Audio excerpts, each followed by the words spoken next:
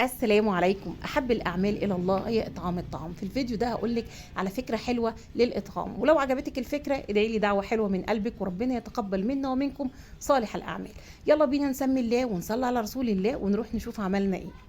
انا هنا جبت 3 كيلو من اللحمه، 2.5 لحمه حمراء خالص، وحطيت عليهم نص كيلو من الدهن، وفرمت كيلو ونص من البصل، عليه ربع كيلو من الفلفل الحامي والبارد، فرمتهم فرم ناعم في الكبه. وبعد كده ظبطت الملح اللي هيبقى لكل كيلو من اللحمه، حطيت معلقه كبيره من الملح. وبعد كده حطيت البهارات اللي هي هتبقى عباره عن فلفل اسمر، حبهان مطحون، ورق لورا، جنزبيل، رشه قرفه، وكمان حطيت اللهم صل على حضره النبي جوز الطيب وكوبيبه صين. وهنعجنهم بقى كويس لحد ما اللحمه تتسمغ معايا بالشكل ده. وجبت 50 رغيف، ده عيش اللي هو العيش الابيض، وحطيت في كل رغيف 100 جرام من اللحمه وفردتهم كويس. اظن ان مفيش اسهل وابسط من كده.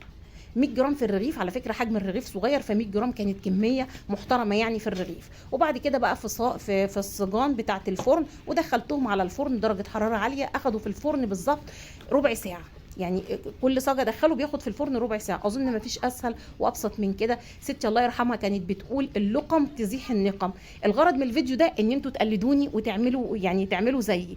لو انت عايزه ربنا يبارك لك في رزقك، ربنا يبارك لك في الراتب اللي بيخش لك كل شهر، تصدقي حتى ولو ب 10 جنيه. وده كان شكله بعد ما طلع من الفرن. وبعد كده لفيته في ورق فويل ووزعناه لاصحاب نصيبه. يا رب تكون الفكره عجبتكم وافادتكم، ولو عجبتكم الفكره شيروها مع اصحابكم. وشكرا ليكم والسلام عليكم ورحمه الله.